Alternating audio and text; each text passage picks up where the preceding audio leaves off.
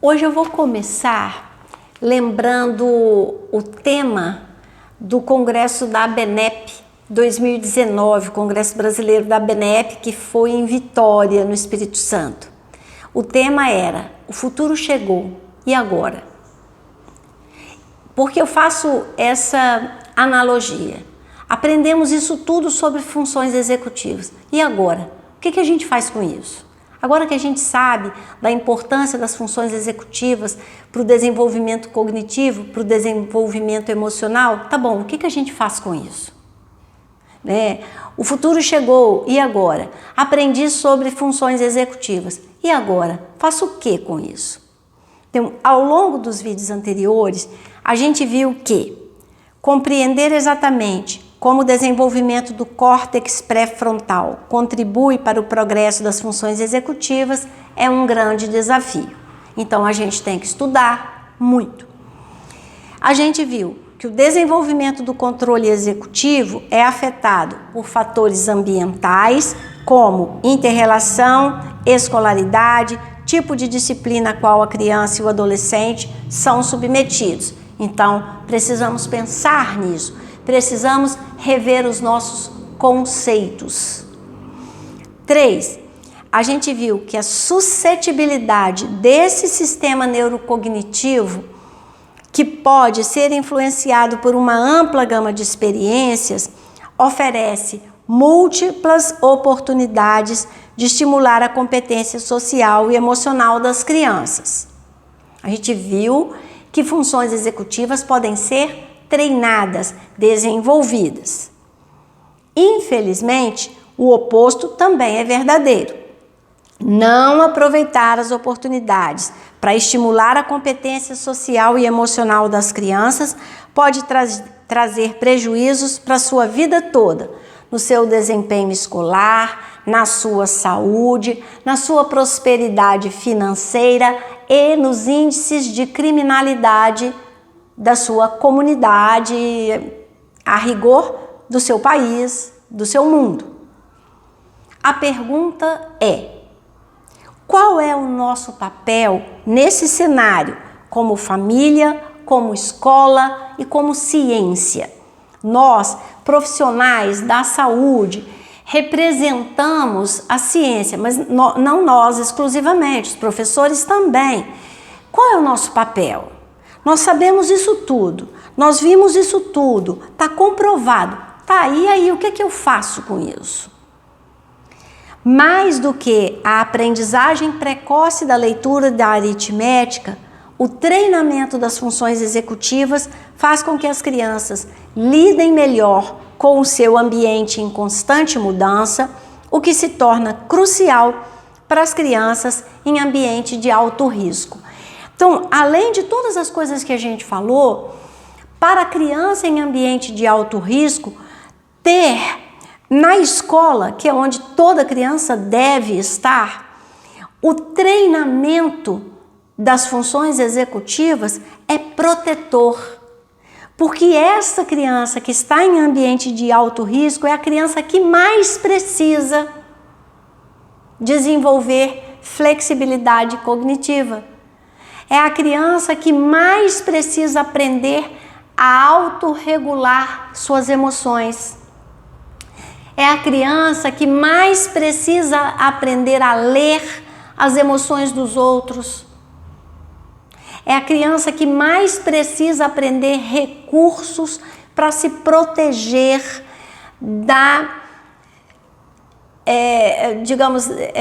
do despreparo de quem deveria cuidar dela e que também não foi cuidado e que repete esse círculo vicioso.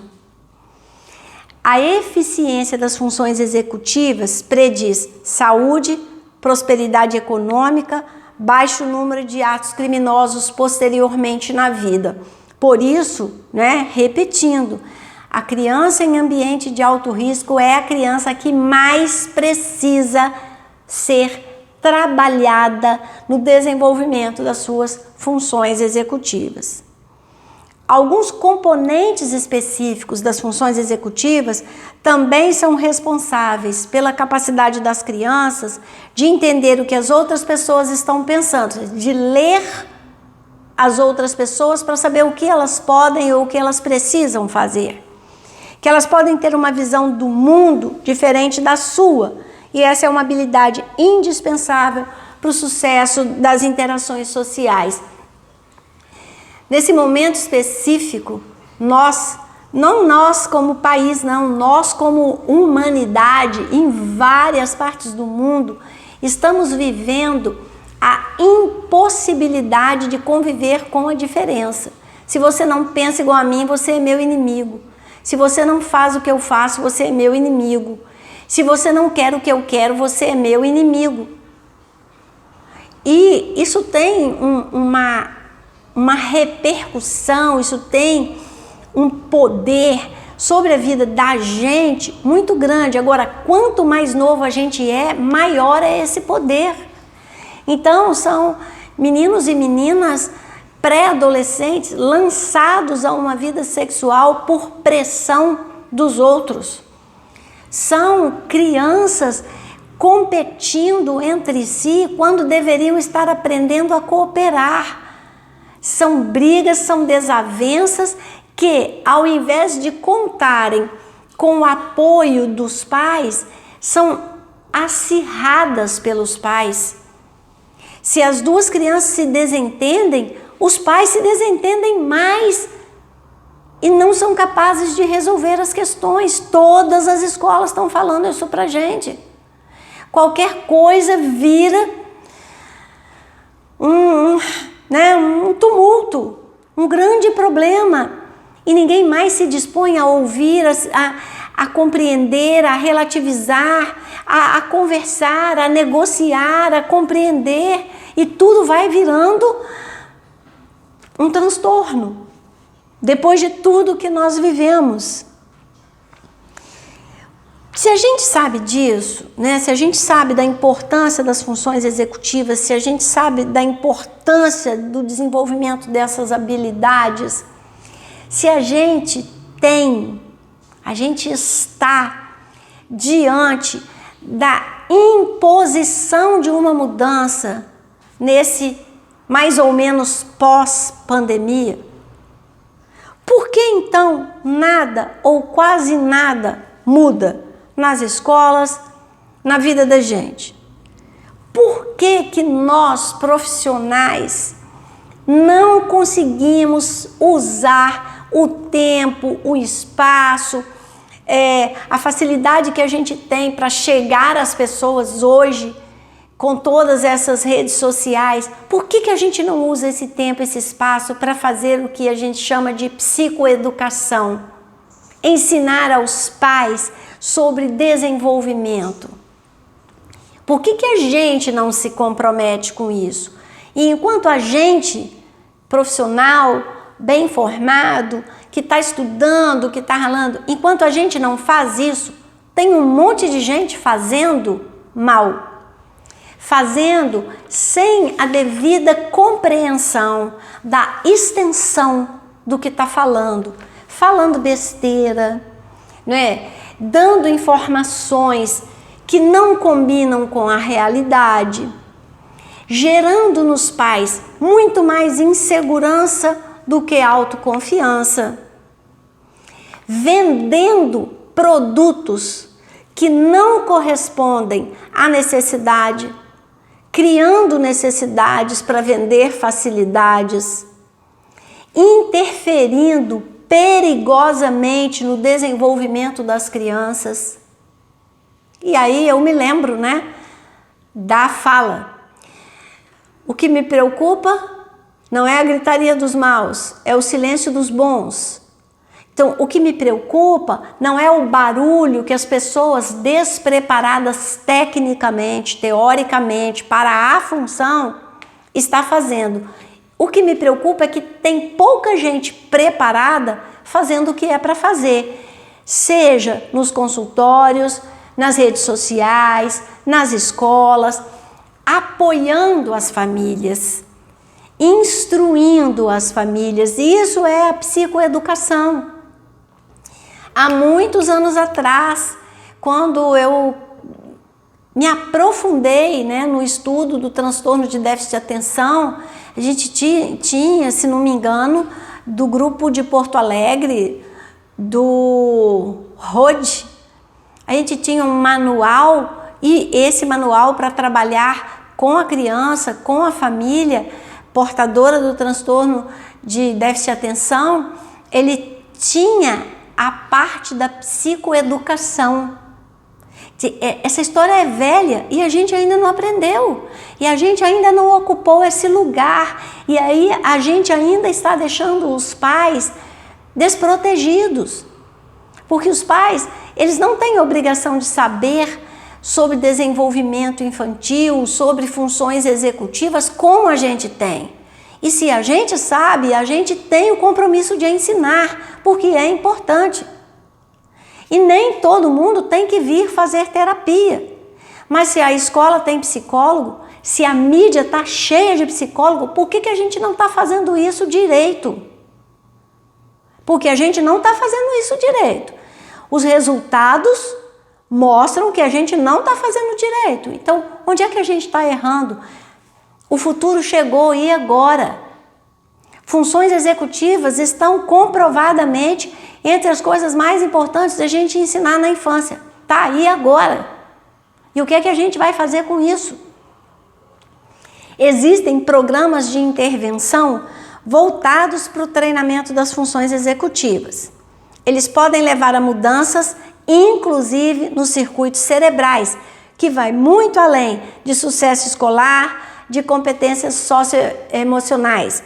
Por quê? Está provado que a gente interfere nos circuitos cerebrais à medida que a gente faz coisas que promovem o seu desenvolvimento.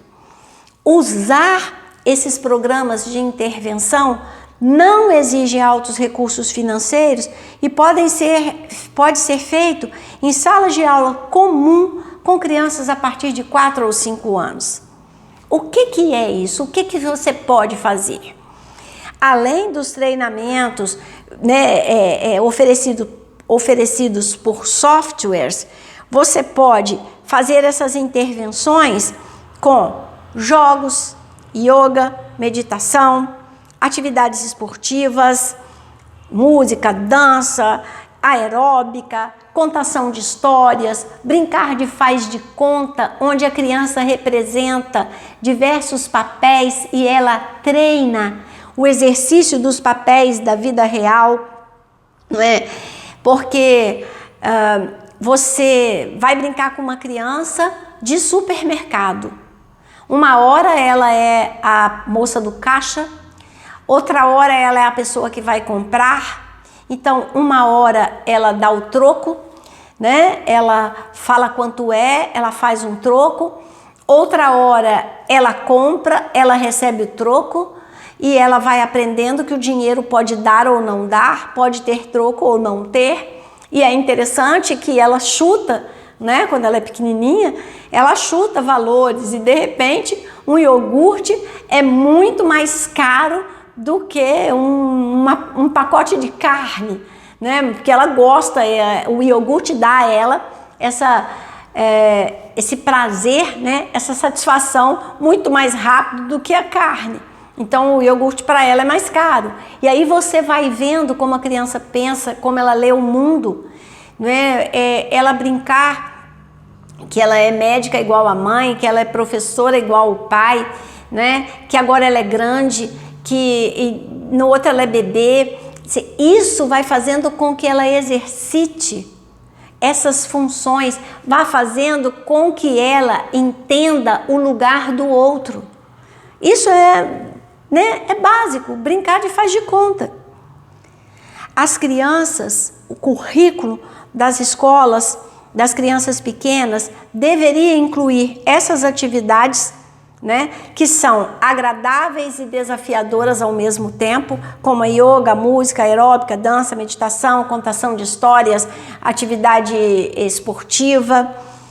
Elas deviam passar mais tempo em grupos pequenos, em atividades de aprendizagem ativa, do que em grupos grandes, passivamente sentadas, recebendo uma descarga de conteúdo que nem sempre ela vê que faça sentido para a vida dela, que nem sempre ela faça link com situações da vida real.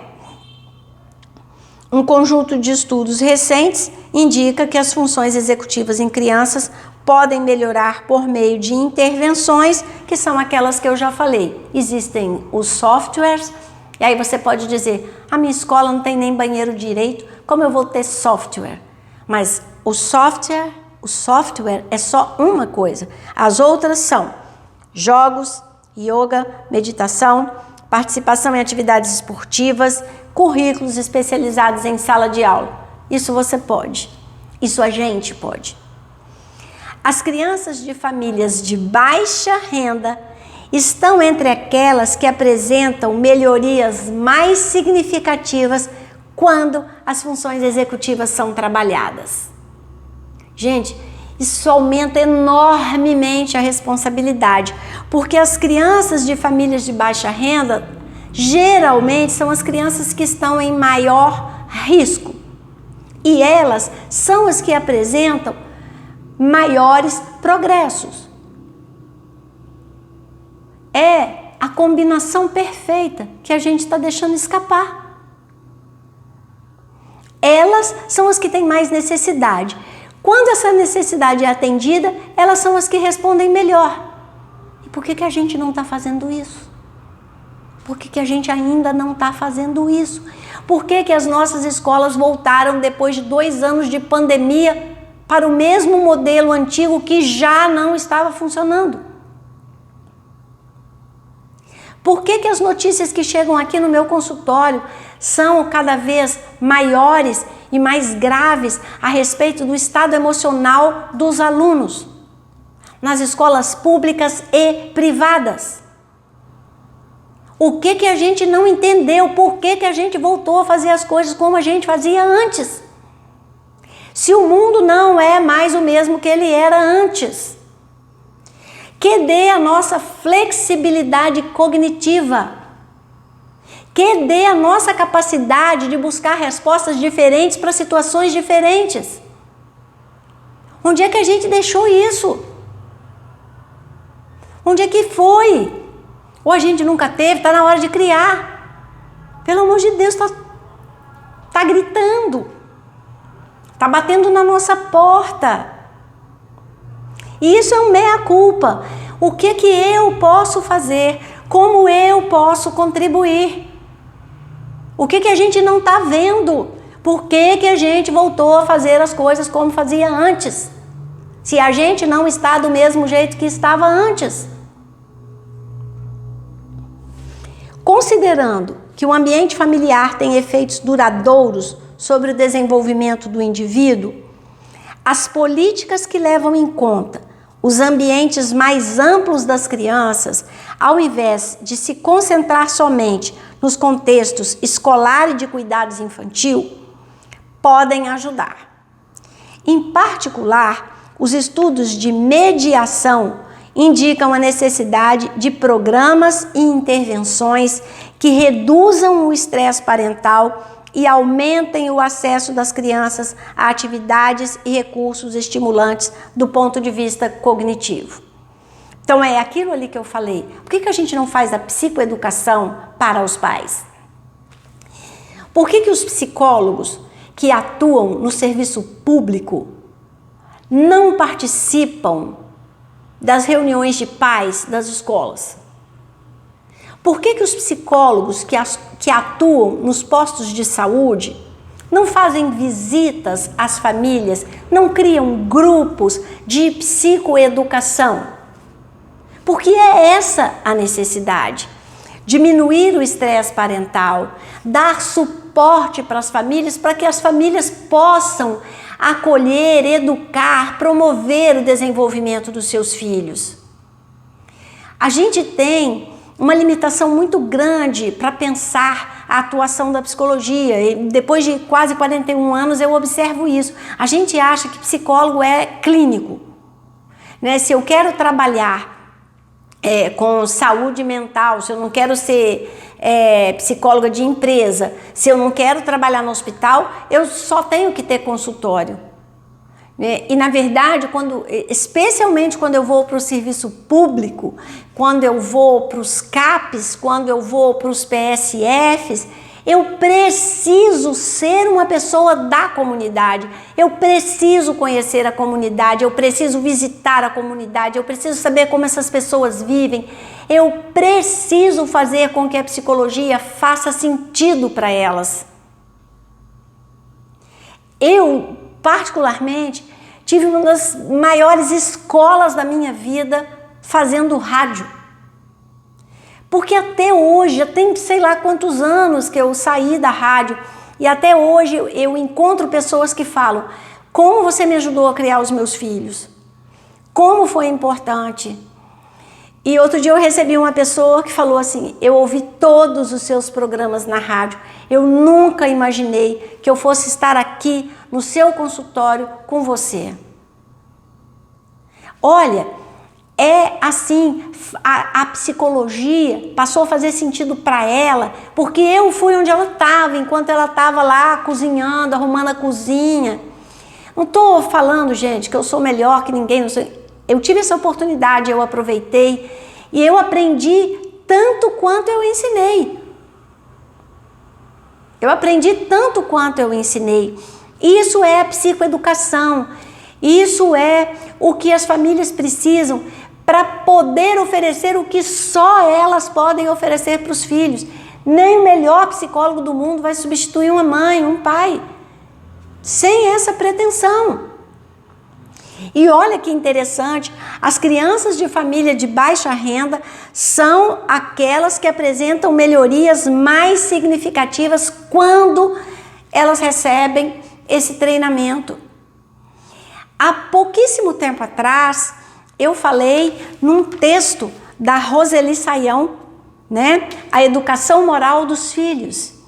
E ela fala assim: eram jovens, a respeito de um crime, eram jovens que, em tese, tinham condições para ter uma boa educação para a convivência, mas deu errado. E mais para frente, ela fala: os pais, né, oferecem para os filhos oportunidades para eles terem o maior número possível de habilidades consideradas necessárias para o futuro, para ele ter uma vida boa, para ele aproveitar as oportunidades que a sorte oferecer, para ele criar oportunidades. E ela também fala: afinal, de que serve ter todas as competências do mundo bem desenvolvidas se a sociedade não oferece condições de vida em grupo? E é isso aqui que a gente acabou de falar, né? Isso aqui completa o texto da Roseli. Tá bom, a gente sabe inglês, a gente sabe informática, a gente domina as mídias todas, o TikTok, o Instagram, a gente viaja o mundo inteiro e a gente não sabe conviver. E a gente tem medo uns dos outros. A gente divide o mundo entre nós e eles. A gente se sente ameaçado por quem não tem os mesmos bens materiais que a gente. A gente tem medo uns dos outros. Para mim, essa é a pior sensação que eu posso ter. Medo do meu semelhante. E por que a gente tem medo? Porque a gente não sabe quem ele é. Porque a gente não deu a ele as oportunidades que a gente precisava dar. E a gente tem consciência de que isso vai se voltar contra nós. Mas a gente está com a faca e o queijo na mão. A gente tem a ciência para nos dizer que isso funciona e o que é que a gente tem que fazer. Então por que a gente não fez até hoje? Essa é a pergunta. Por que a gente sabe isso tudo sobre funções executivas e não usa? Por que nós, profissionais, guardamos esse conhecimento para esse nicho aqui pequenininho, que vêm aos nossos consultórios? Por que a gente não expande esse conhecimento? Por que a gente não luta por uma educação de qualidade para todos? É nosso dever, é nosso papel, é nossa hora. Porque o preço é muito alto e é para todo mundo.